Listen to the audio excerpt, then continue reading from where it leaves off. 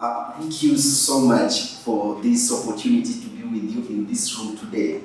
I was so glad when I got a call that I would be in here, and I realized that I would have really so much to say, but I would have so little time. So what I hope to do with the time that we have in the next few minutes that we are going to be together is for us to run together. And just like as Orator Bengo says, I'm going to borrow his signature. This speech of mine is going to be as brief as a miniskirt to attract your attention, but long enough to cover the essentials. So let's get going. That evening when I received an invitation to be part of this, I was wondering what could I bring on the table that would impact the people that are in the room. And a question came into my mind, and I was asking myself, why is it that people know what to do, but they don't do it? Why is it that even at the point of knowledge that this is what I'm supposed to do to propel my growth to this level, you find that people don't do it? Why? And Kobe Bryant, we call him the Black Mamba, spoke to me at that time. He said, just because something is basic does not make it easy. Are we together? Just because something is basic does not make it easy. Kobe Bryant, in his prime, he was called the Black Mamba. And he was asked why he was the greatest NBA player. Some of us who follow basketball. He said, I am the greatest because I never get bored of the basics. Let me give you a brief story. At 3 o'clock, Kobe would always be at the gym practicing basics. And after practicing basics, on daily basis, he would have 500 shots of the ball. Altogether, 500 on the daily basis. So by the time he shots on the court, after doing vigorous exercise. So just because something is basic does not make it easy. So when I was interacting with Kobe in my mind, I asked myself, what are these basic things that individuals know what is supposed to be done? They know that they are supposed to be done in order for them to grow financially, but they don't. I realized that just 2 things that I'm going to share with you. Trust me, it could be something you've ever heard about, you could have read about, somebody could have told you, you could have tried to practice it, but because of consistency, and maybe because you did not put much more effort into it, learning, getting to know here and there, you were not able to succeed. Or else, there's still room for you to grow, so long as you're able to practice these basic things in wealth building, in wealth creation. So today, I'm going to share with you some basic things in wealth creation, and that is savings and investment strategy versus speculation. And these are 2 serious things, savings and investment strategy versus speculation. So basically savings, then the investment strategy versus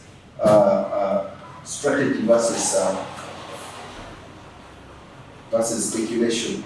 And I'm going to give you examples so that we understand before I define this. Let me talk about samples of what we call speculation or speculation versus strategy. When we get money, there is one single investment that everybody should make. Are we together? And that is buying land. Are we together? Buying land is very good. Are we together? But are you buying it out of speculation, or are you buying it with a strategy? Are we together? Let me show you examples. A company comes to an area, and this is strategy. A company comes to an area and they don't buy 1 plot of land. They don't buy 2, but they buy 10 acres. They buy 5 acres.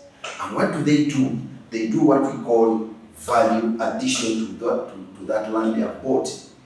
Then they subdivide that land and sell to you and me at 30 to 70% of what they used before buying that land. Are we together? Strategy. By the time they were coming to buy this big chunk of land, they had strategy that this is how we are going to sell off this land. Are we together? But for us, we buy not with the strategy. That's why if I had to do an audit here, you'll find that there are people here who are landowners for 3-4 years, but they have never reached to their land. Are we together? Strategy. Are you buying this plot for capital gains, or are you buying it for a cash flow? Another company can come up with a strategy, but the company buys a plot of land. Are we together? When they buy a plot of land, they develop it. They bought a plot of land at 20 million.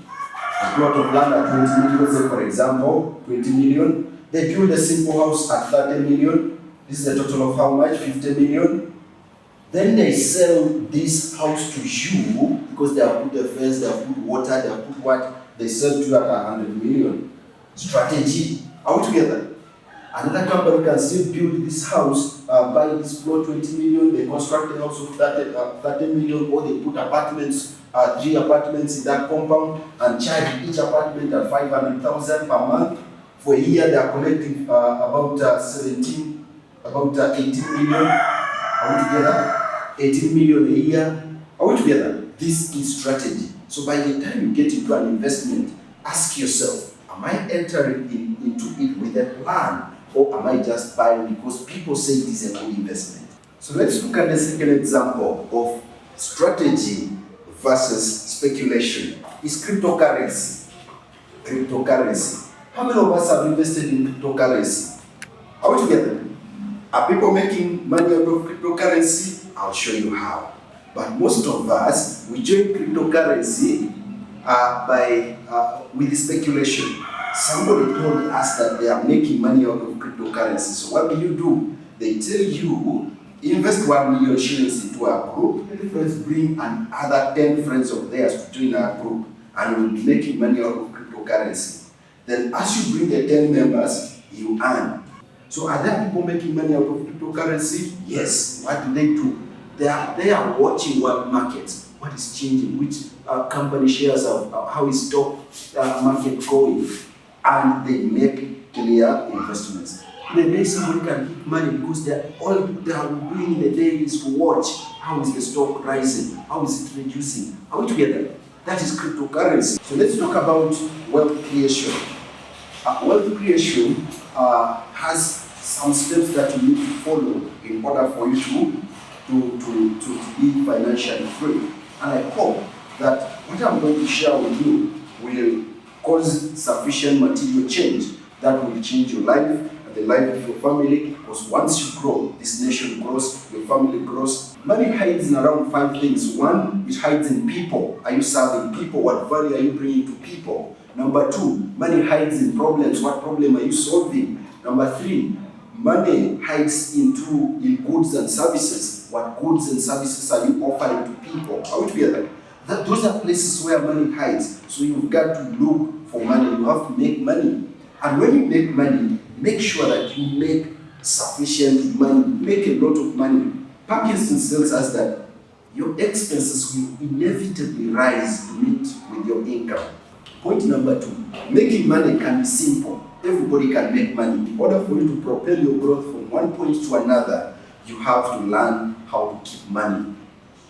And this is where savings comes in. You have to learn how to keep money. My friends, this is the most difficult part of it.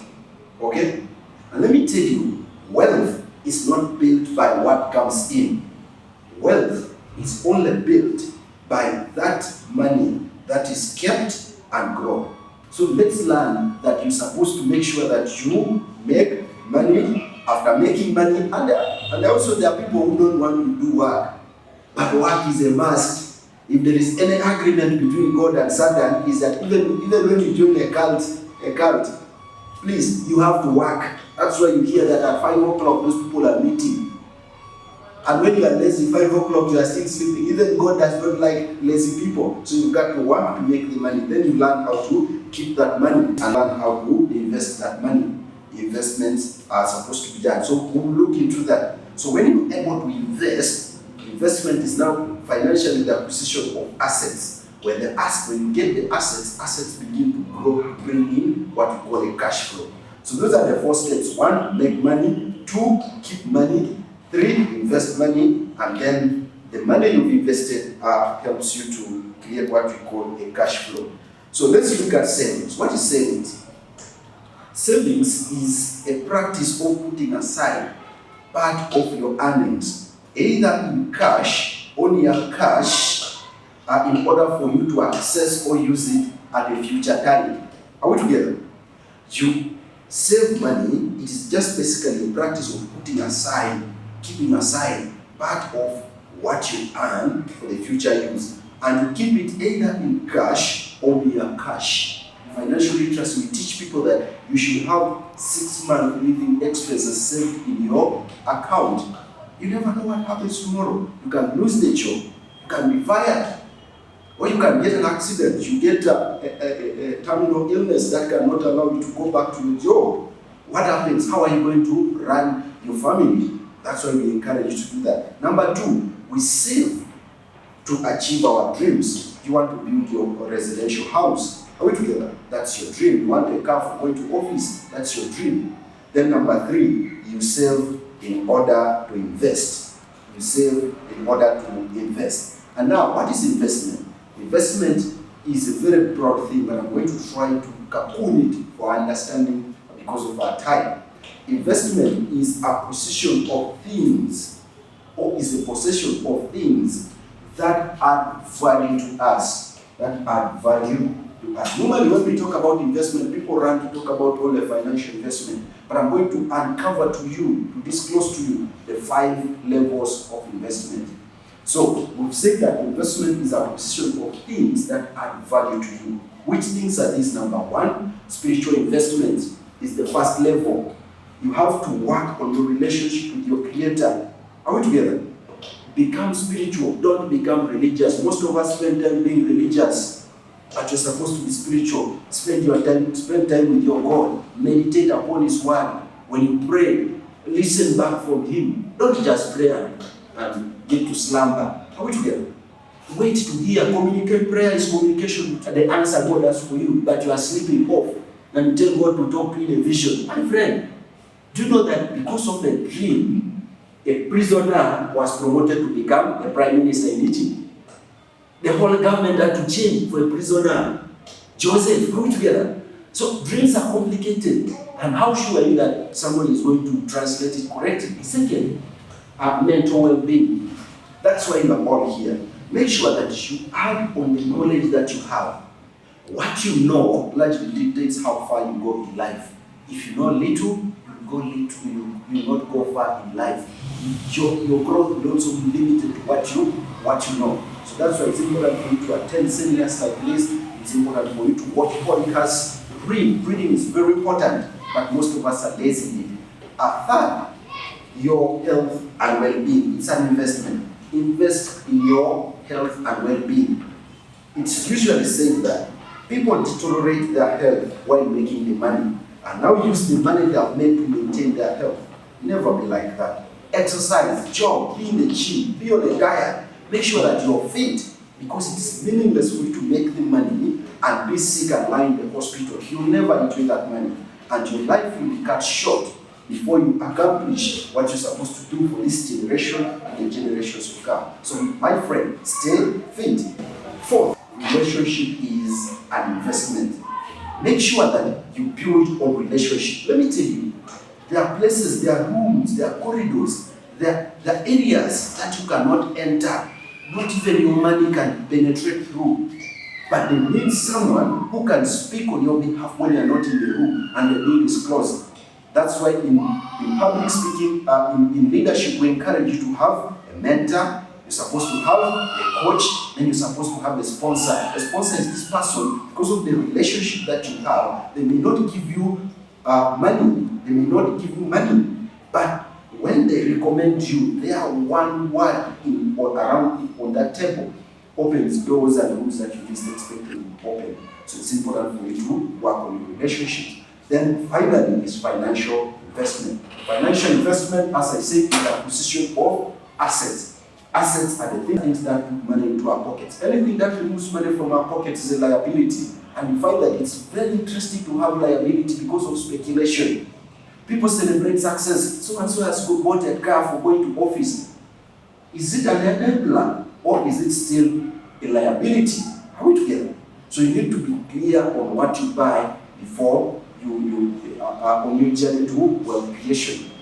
Because it's only through investment when money grows. There's no other way.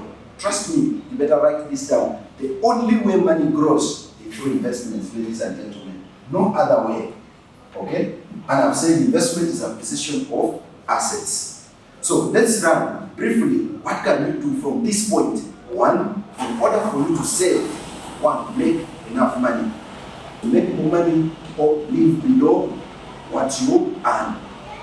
Especially now when you're growing, you must be frugal, justifiable expenditures, absence of wastage in order for you to grow. There are sacrifices that we must make today in order for us to be where we want to be tomorrow. And in order for you to have things tomorrow that others don't have, you should be willing to do things that others are not willing to do today.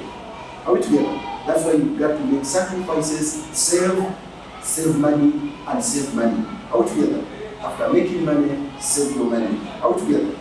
Then, the other thing that you can take away from this communication is to work on your investments. And as I told you, the 5 investments are the ones that truly catapult your growth from one place to another. Because when you miss one, you'll regret for it and you'll pay for it dearly.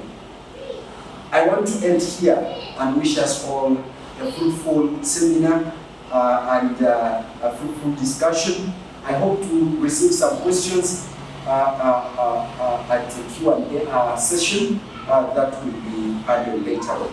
Thank you so much, and thank you for your time to listen to me.